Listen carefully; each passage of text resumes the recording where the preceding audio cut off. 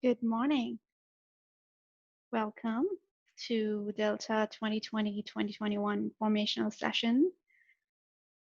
Today, we will be discussing, my plan is to kind of go over and introduce the program to you and then have a couple of minutes, about 10 or so minutes of questions, answer time. I have my trusty colleague, Ben, who is manning the chat room right now. We will also be joined by a couple of our alumni who would be adding and helping us navigate this presentation today. Okay, let's get started.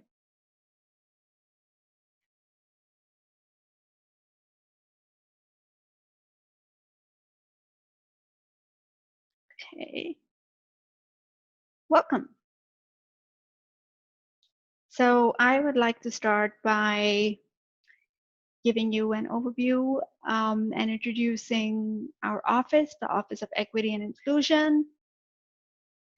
The Office of Equity and Inclusion is a division of Oregon Health Authority. Our vision is that all people, communities, and cultures co-creating and enjoying a healthy Oregon. Our mission is to engage and align diverse community voices and the Oregon Health Authority to assure the elimination of avoidable health gaps and promote optimal health in Oregon. Our office is divided into 3 teams: equity, diversity, and administration. The equity side is more of an external facing side, and then in diversity is more of an internal facing side, and then administration is administration. Within equity, we have community engagement, policy development, regional health equity coalitions, and Delta. And then diversity has diversity development, affirmative actions and EEO, and civil rights investigations. And then administrations include training and coaching and strategic communications and grants and sponsorships. So what is Delta? Delta is a monthly health equity and inclusion leadership training, which includes web training, supplemental tools and materials, coaching, and networking assistance statewide. Delta is designed for community health leaders, policymakers, administrators, health department staff, and health practitioners. This year, Delta is eligible for 67.5 CME credits. I'm also kind of on the works on the CCCE, Cultural Competency Continuing Education's credits. I'm working with my colleague to see if we could get that this year. In the past, we've been awarded, I think, 40 CCC credits. And yeah, so, oops, oopsie daisy. In Delta, we have usually 20 to 25 member cohorts. This year, we would have 20 to 23 member cohorts because we already have 2 volunteering OHSU residents who would be supporting me in navigating Zoom and logistics around Delta this year. So our applicant pool is 23 plus the 2 OHSU residents. The purpose of the Delta is to build and strengthen the capacity of Oregon's public health and health systems and community-based leaders to promote equity and diversity. So the idea is that we are going to convene these people to capacitate them with tools that are important in driving equity and inclusion work statewide, and also building a network of folks who are doing, even the workforce, who are doing equity and inclusion work in the state of Oregon. The idea is that by the end of this program, the Delta cohort can act as drivers and enablers of equity and inclusion within Oregon's public health, social determinants, and healthcare systems, and develop and institutionalize health equity and inclusion strategies in your own healthcare settings and public health settings. So what is health equity? This year, we have adopted a new health equity definition, and this is the definition that would be kind of guiding our work moving forward um, in everything that we do in our Office of Equity and Inclusion, including Delta. And this was the health equity definition that was formulated by our own Health Equity Committee. So the health equity definition we adopted reads, Oregon will have established a health system that creates health equity when all people can reach their full health potential and well-being and are not disadvantaged by their race, ethnicity, language, disability, gender, gender identity, sexual orientation, social class, intersections among these communities or identities, or other socially determined circumstances. Achieving health equity requires the ongoing collaboration of all regions and sectors of the state, including tribal governments, to address the equitable distribution or redistribution of resources and power, and recognizing and reconciling and rectifying historical and contemporary injustices. When it comes to Delta, the methods that we use or the modality of the training, the delivery of the training is usually done through adult learning methods, which are lectures, group dialogues, small group activities, multimedia, interactive games, case studies, project applications, etc. So where does Delta take place? Delta usually in the past used to take place wherever the cohort were coming from. So we've, based on our cohort members, participants, we would solicit locations. We would have cohort members, participating cohort members volunteer their spaces or not. Sometimes we would just go there because that's demand of the training. But we usually have the participant host us in wherever they're coming from. So I know that last year we've had, the year before, Clackamas, we've had trainings in Salem, we've had trainings in Albany, Pendleton. But this year, because we're in the middle of the pandemic, we are doing everything because we really wanted to make sure that we were providing a safe space for everybody to join and learn. We are conducting the entire training over Zoom, except for the graduation. Circumstances permitting, we are planning to conduct or have the graduation ceremony in person in Portland, Oregon. But that is, again, circumstances permitting. So who are the cohort members? For the past 5 years, as you can see, we have a really great participation from CBOs and nonprofit, a good level of participation from CCOs, a good level of participation from hospital clinics, health departments, both local and state, and some participations from colleges and universities and other local and state government agencies.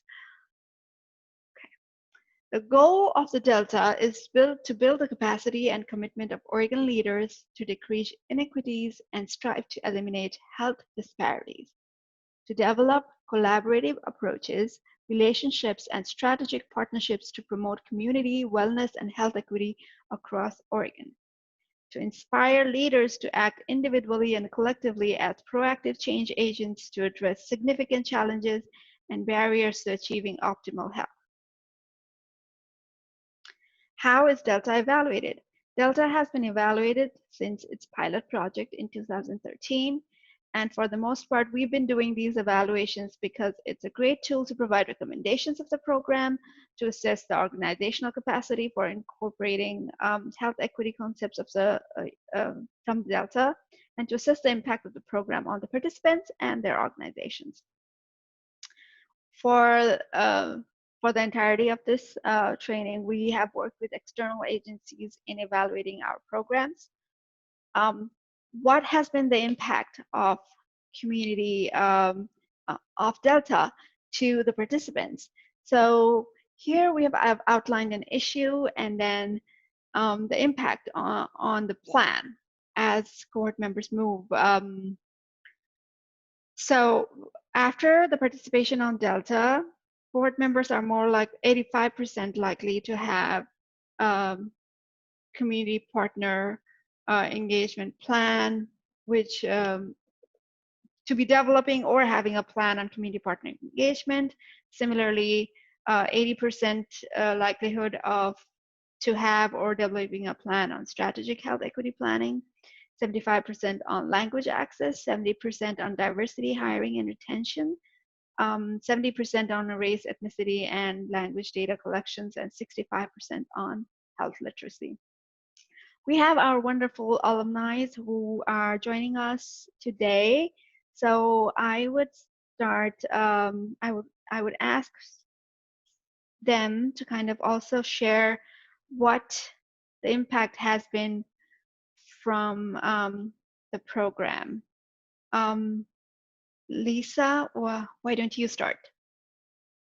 Facilitation, and I guess I would say I do a lot of consulting and training, and so pretty much many of the things that I learned are integrated into every consulting, contract, technical assistance we have, as well as training we provide. So I think for me, particularly coming at it as a rural white cisgendered heterosexual middle-aged woman, it probably began to give me the confidence, not only through data that I learned, but also through some of the just really interactive, really deep, sometimes challenging discussions that we had, for me to feel like, yes, I can have some of the knowledge and some of the understanding of what it's like to have these conversations deeply, to dive into tackling that and broaching that in my area of the world where these conversations are not natural and do not occur all the time. Thank you, Lisa. Tony, are you there? I don't. Yeah. Are you able to hear me? Yes. Go ahead, Tony. Oh, perfect. Yes. Good morning, everyone. My name is Tony Guillen. I'm a lean leader at the Oregon State Hospital, and just looking again at the impact of Delta and all the things that are listed on the PowerPoint on the slide at this point.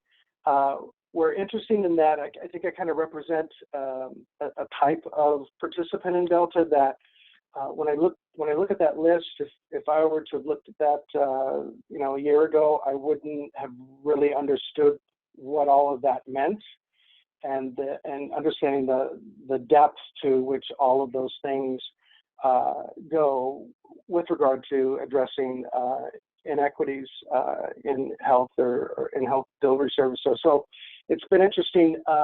My journey was really about kind of coming in.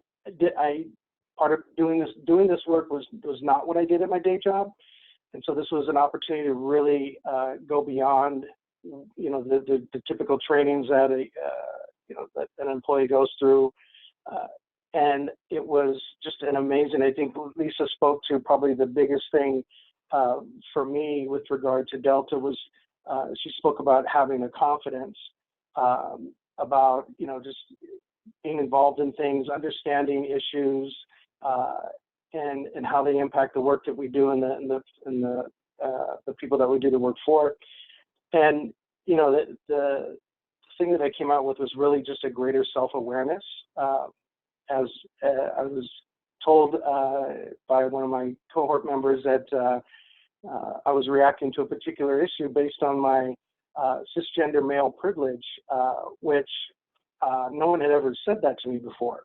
And I came to appreciate her openness and helping me to understand and see that, because that's really where I began to grow and understood at that point that my journey as it relates to understanding issues around diversity, equity, and inclusion needed to continue, and I was not done yet.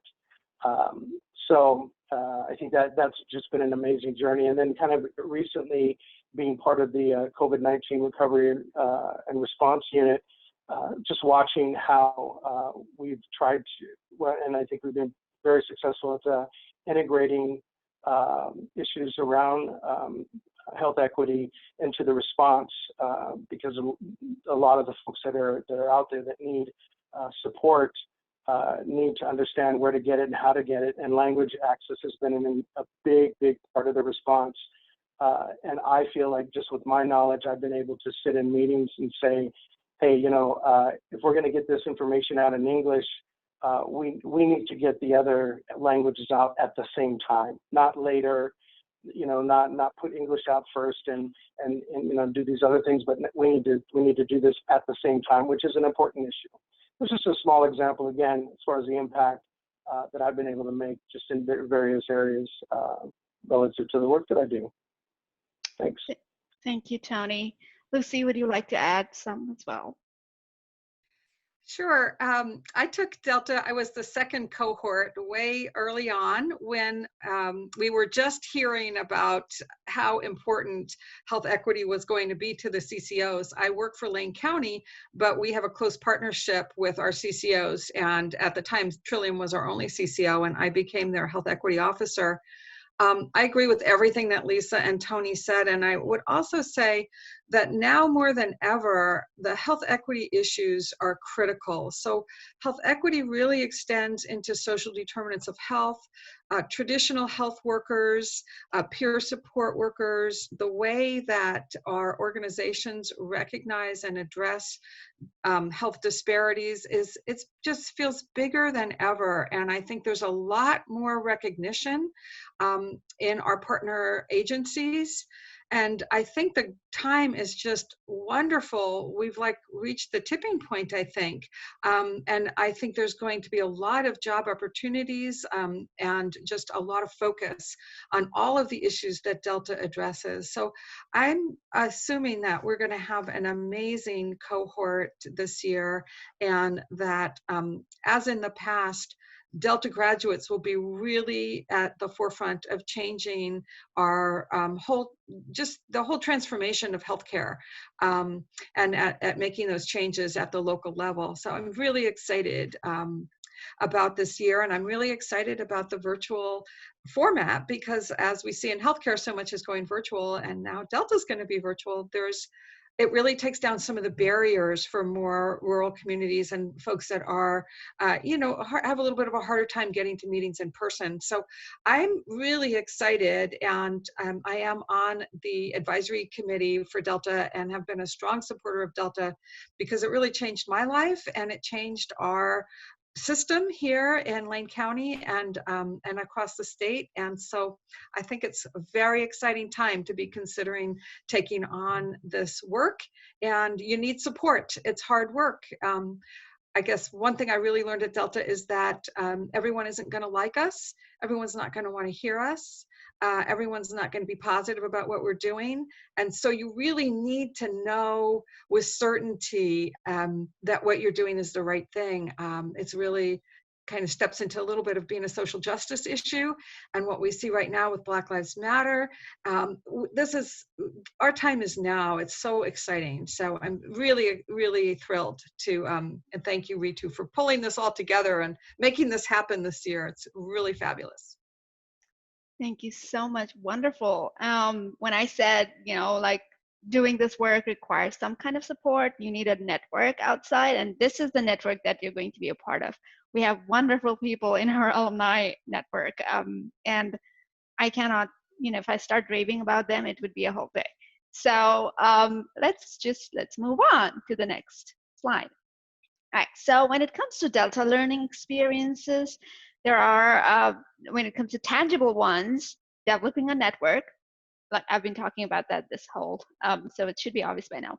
But developing a network, we have such great alumni who come from like different backgrounds, who are in different spaces in their career right now, but you would have access to them all the time. We have a group site, and you would have access to that group site. And I still have members who have been part of Delta like 2016, 2017, who would come on and then ask questions about certain things. So you would always have that resource. You would always have a resource to come back to me or your Delta coordinator, and then email me and ask about what's going on with this, or like, even having, oh, I remember one of my cohort member was doing this project.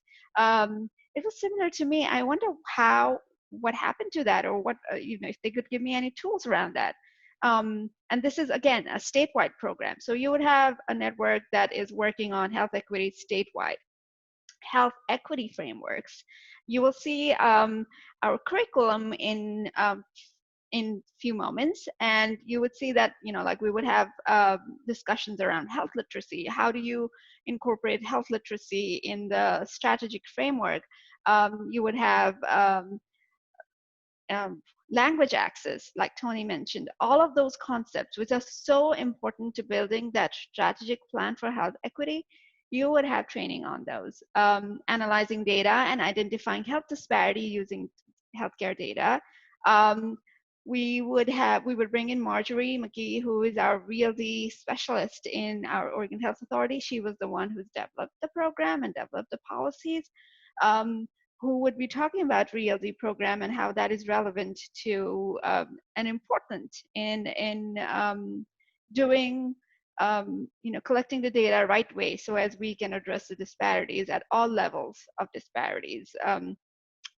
Applying class standards. The less tangibles are reliable colleagues. You would always have these people to fall back on. You would always have your networks. You would always have your cohort to and I've seen that among our, cohorts, how they develop that relationship throughout the entirety of training.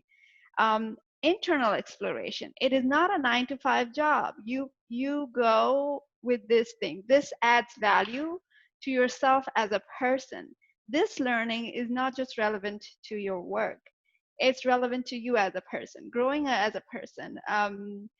And you're always pondering. You do not switch off the equity work and then get to your life. These are the questions that you're tangling every day in your everyday life. I'm a parent. I have a 3.5-year-old girl, and I always take these things. I always think about all these things about what am I learning, or like teaching my child, what am I learning, and how do I bring that to my own child. So these are the stuff that I think, these are the learnings that you take in life. And what Tony also mentioned about how this was for him, this was not an opportunity for him to these are not the issues that he would tackle in work. So he took this opportunity as an opportunity to grow himself as a person. Long-term effects from the experience, and as Lisa and Lucy both spoke to how it has impacted them, you can kind of see that. Identifying microaggressions and statewide perspectives.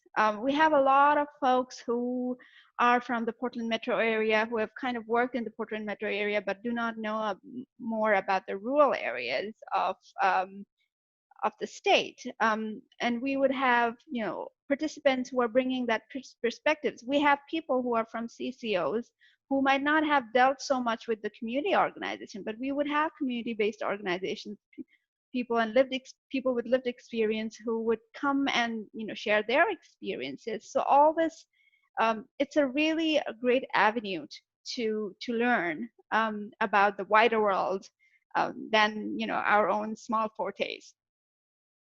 Okay, so 2020 and 2021 Delta structure: 25 cohort members, 23 plus Ben and Dan,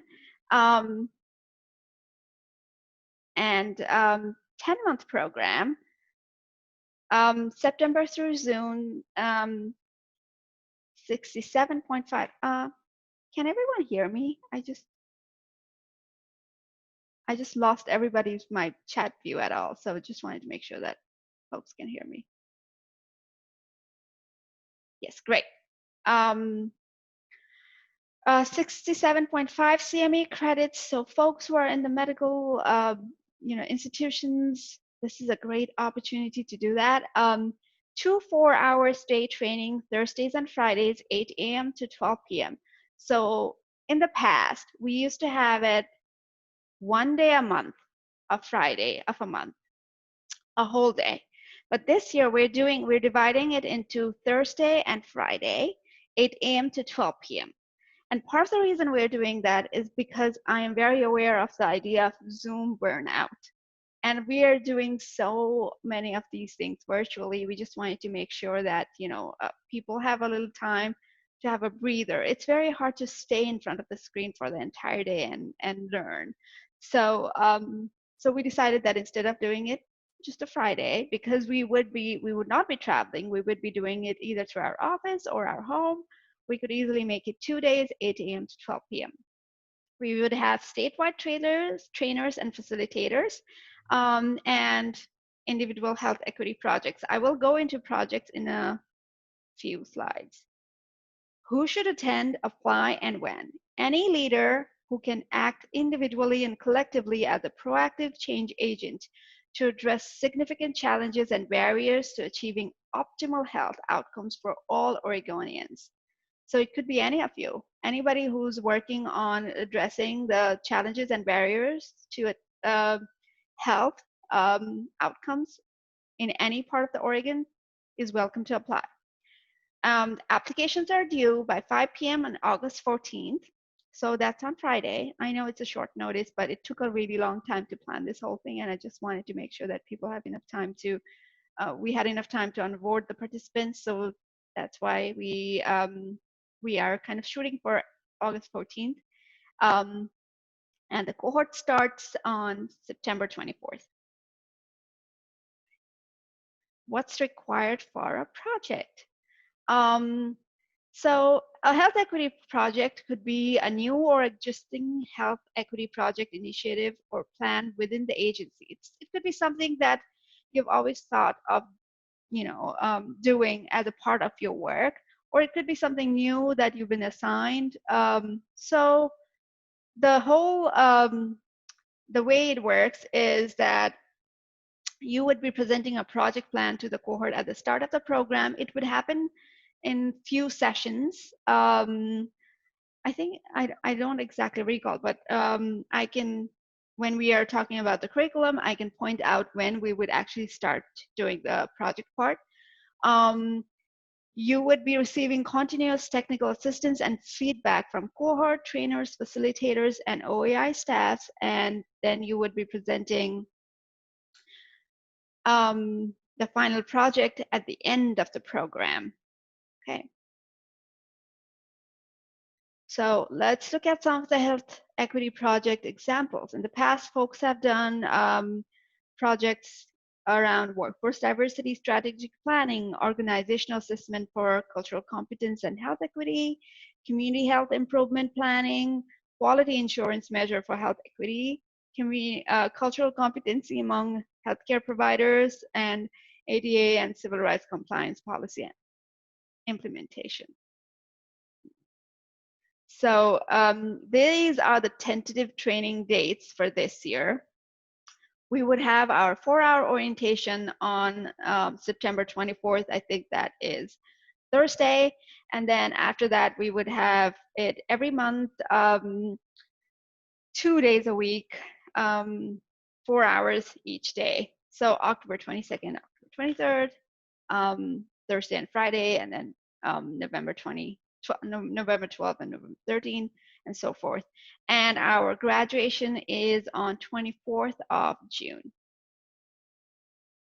And this would be also listed on your applications. We just want to make sure that everybody has a good idea of time, because it is required that you attend each of these trainings. And these are very important content that you don't want to miss as you move forward with your trainings. Okay, so here's the curriculum for this year. In September, we would have the orientation, and then October, this needs to switch. So October is actually structural racism, and then November is social determinants of health and historical trauma and healing and resilience. And then in January is when you would start on your project.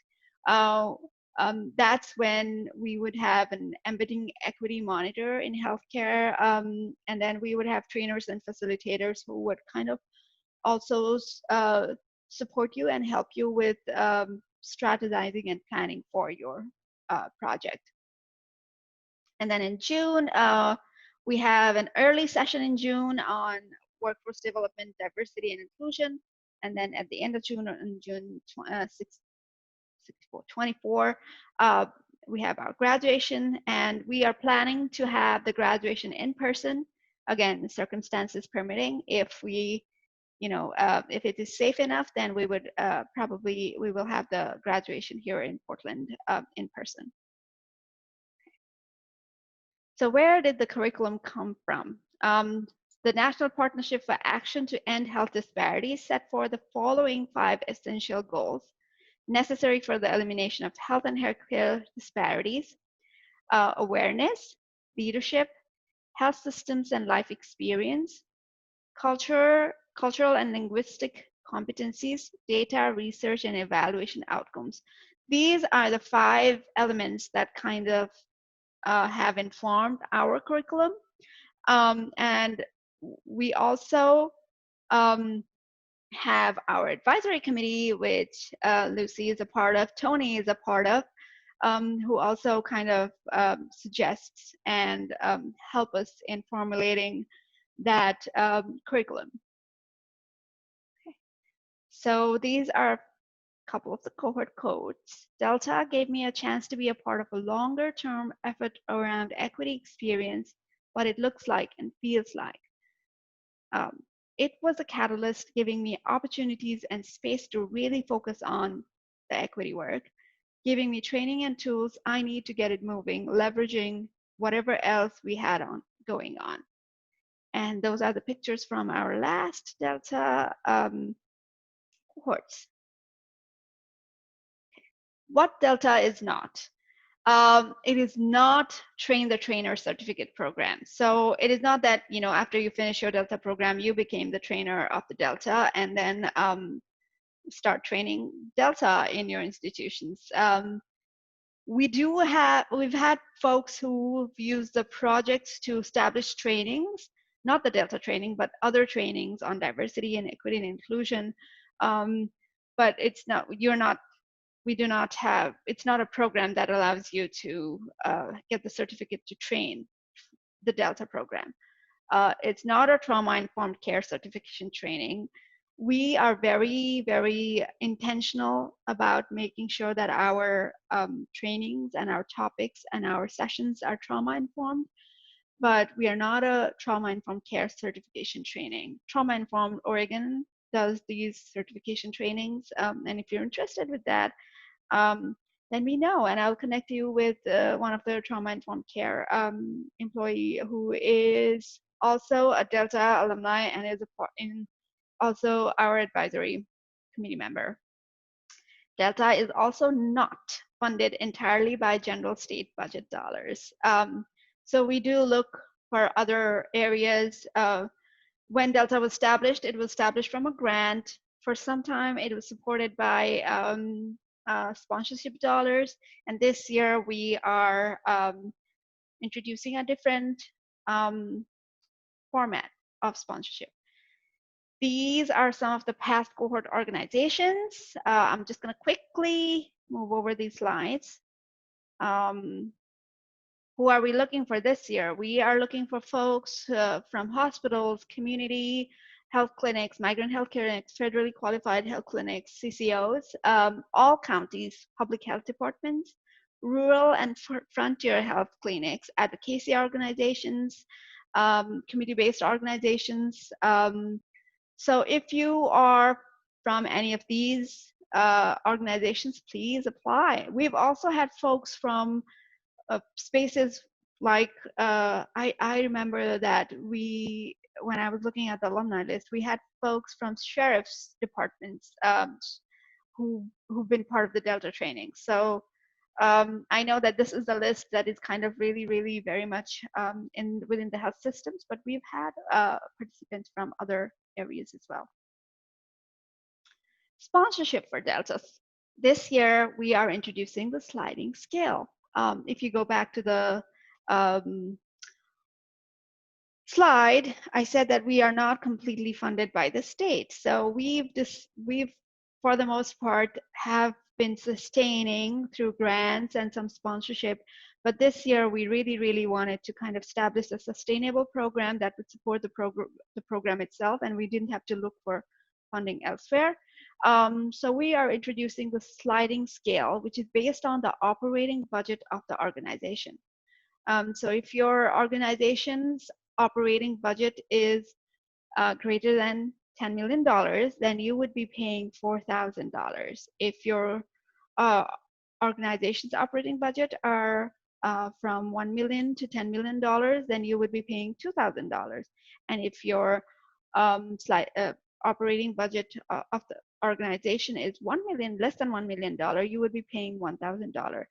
I want to definitely make a note that this is the rate for only this year, because we're doing this entirely over Zoom. That cuts the cost of travel expenses for the participants. That cuts the cost of travel expenses for the trainers, for me. So the cost you're seeing right now is not reflective of the cost that is going to probably happen when we start resuming our in-person training. So you might want to take advantage of that. We do have scholarships, and these are all need-based scholarships to grassroots community-based organizations who do not have the funding for leadership development. The other thing that we've introduced sliding scale, which is completely new, but we have retained the partnership opportunities that used to happen in the past. We are naming it Star Partners this year. So Star Partners would be supporting Delta by supporting a participant. If an individual from the community-based organization is unable to cover training costs, these funds would allow an applicant to seek to cover their cost for participation. So whatever money that we get from the sponsor, whatever support that we get from the sponsorships would directly go in funding the participation cost of the community-based organization. It would not be directed towards any administrative cost of the program. We just want to make sure that community-based organizations have some support around being a participant in this program. And in the past, we've had sponsors who were, our past partners were Kaiser Permanente, All Care CCO, Pacific Source, Meyer Memorial Trust, and many more. And if you're interested in sponsorships and partnership opportunity, please feel free to contact me, and I would happily go over it with you. What are the benefits to becoming a STAR sponsor? So if you're a STAR sponsor, then you would be assured one spot for the employee of your organization. So if your organization wants to become the STAR sponsor, then you would still have to pay that sponsorship cost for the participant, for your participant, but that participant would be assured a spot in Delta. It also allows additional organizations to participate. And I think it's also a great investment in equity work within your community. It's, like you could be funding community organization based in your community that you're working with who could really, really use these tools. So it's a really great collaborative opportunity too. And we would be also using your logos in all of our print materials to promote your organization. Scholarships. A scholarship covers the cost of participation. Anyone can apply for scholarships, but community-based organizations will take priority. Okay. What do I need to apply? Commitment to time frame. It kind of looks weird, but it's actually 2 4-hour stays per month, September through June. Health equity project or concept, current resume, support from your manager or leadership about your participation in the program because it is a time commitment. You just need to complete the online application from Delta website and submit it by August 14th, by 5 p.m. on August 14th. All right, so I will start taking your questions. Hi, Ritu. Are you able to hear me?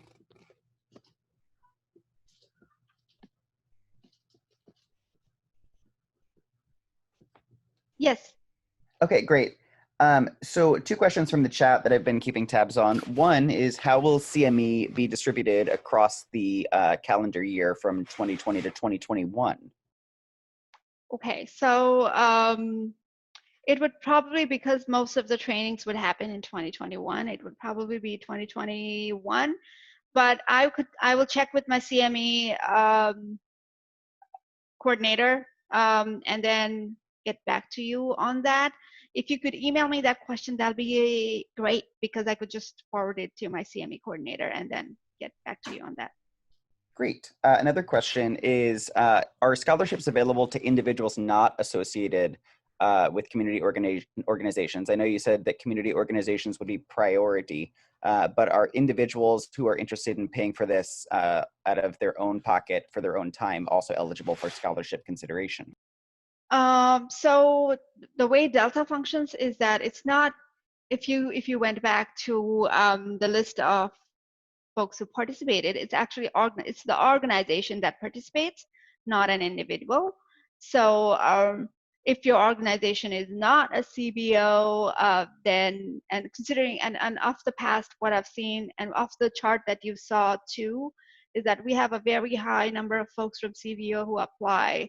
So it's usually, you know, like the CBO that would, you could definitely apply, but CBOs would get a priority.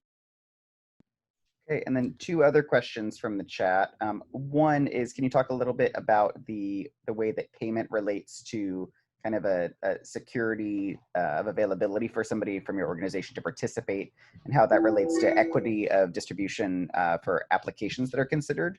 And also, can 2 people from the same agency participate? All right, so I'll take the last question first. 2 people can, yes, we've had folks from same agency participate. It would completely depend on the applicant pool. If we have a really big applicant pool, then we would probably, you know, like want to distribute the applicants, the cohort members across different agencies, different, you know, like geographic region, different income level and all. But if we don't have the applicant pool, we've had folks who've attended from the same agencies. What was the other question, Ben? So I'll read it verbatim. It says, I'm a little surprised that you can pay for a spot to be assured for your organization. Can you talk about that? It seems unfair or perhaps inequitable. So so the whole idea comes from the fact that that organization would be paying for another organization to participate. So, you know, the reason that we're doing that is to make sure that another CBO who do not have the fund to participate can participate. We would still have to go through the application process. But if you were selected, so yes, so if you're a star sponsor, then you would have that spot. But at the same time, it is only, you're only assured, you're only having that privilege because you are supporting another community-based organization who might not have that support. So there's definitely a cost attached to that. They would have to pay for it. Great, thanks for clarifying that important question.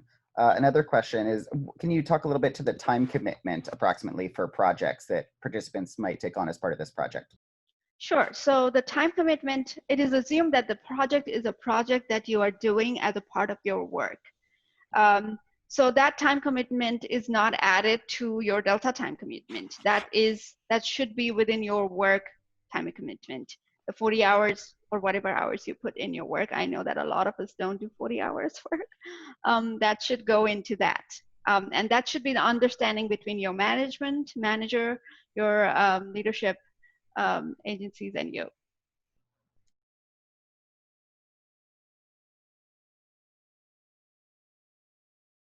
Ben, any more questions? Yes. Can you speak a little bit to non-English speaking applicants? Sure. So we do have, and we do have in our application, actually, let me do that. Let me stop this share and then start sharing my other screen, which if I can pull up.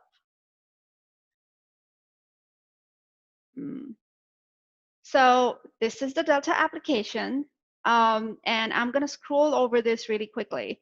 We do have, we make sure to ask in the application that if you need any support around interpretations, and if you do not have, if you do need that support, then we make sure that we have, you know, the proper support for you to participate in the program.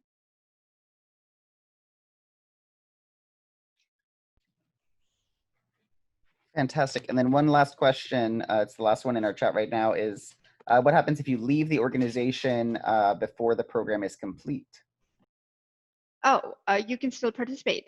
We've had folks who, but you need to, again, so you need to make sure that you have kind of cleared it out with your manager of your new organization, that they are okay with you participating. If you're a paying member, they are okay to kind of incur the cost of that training program. But we've had, in the past, we've had folks who continued this program despite being, you know, despite having a change in organization.